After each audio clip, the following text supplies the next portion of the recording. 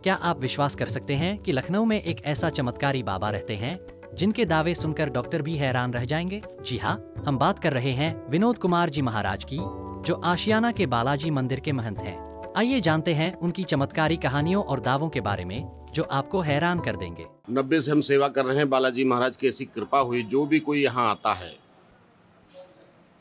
चाहे जिस तरीके की परेशानी हो, चाहे भूत प्रेत बाधा हो, वो भी उसकी ठीक हो जाती है। 5 मंगल अर्जी लगाते हैं, काली जी का बंधन कटाते हैं।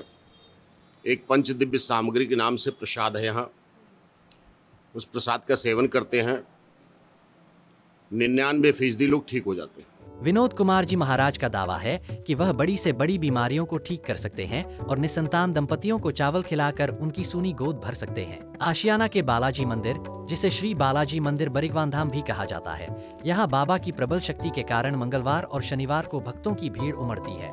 जिन लोगों पर भूत प्रेत का साया होता है, उन्हें मंदिर का जल पिलाया जाता है। निसंतान दंपति वाली जैसी समस्याएं हैं, जिन लोगों को परेशानी होती है, तो यहाँ दरबार में आते हैं और बाबा की दरखास्त लगाते हैं, अर्जी लगाते हैं, काली जी का बंधन कटाते हैं, और उसके बाद 1 हफ्ते हम उनको जल पिलाते हैं। बच्चे के लिए बालाजी महाराज की कृपा से ही 1 हफ्ते उनको जल पिलाते हैं। पहले उनको चावल चबाने के लिए बता देते हैं, यहाँ जो उपाय है वो उपाय कर लेते हैं, वो लोग 5 मंगल कर लेते हैं, फिर उसके बाद 1 हफ्ते जल पिलाते हैं। तो ये देखा गया है बाबा की दया से 80% लोगों को लाभ मिलता है। जिन औरतों को हम जल पिलाते हैं, मान लीजिए 100 औरतों को हमने जल पिलाया, तो 80 औरतों को जरूर लाभ होता है। किसी को उसी महीने, 2 महीने बाद, 3 महीने बाद, किसी के साल भर बाद, किसी के 2 साल बाद, किसी के 3 साल बाद। अगर यहाँ से जल पी के गए हैं तो वो निराश नहीं रहे। 80% लोग ऐसे हैं। पंचदिव्य सामग्री में प्रसाद है, जो चावल, भभूति, राई, जल, लौंग, 5 चीज़ें हैं।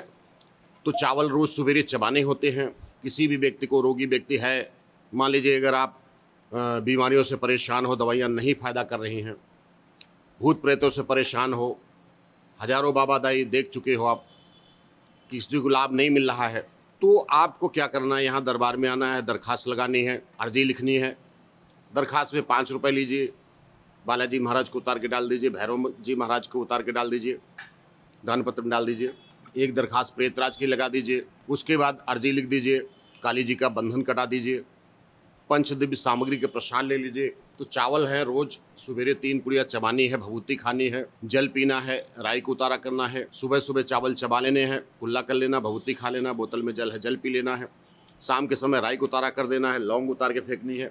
लौंग का उतारा ऐसे करना है, जो 2 लौंग लिया, मत्थे में छुआया, 7 बार उतार के रोगी के ऊपर से नीम के पेड़ पर डाल देना है या पीपल के पेड़ पर डालना है।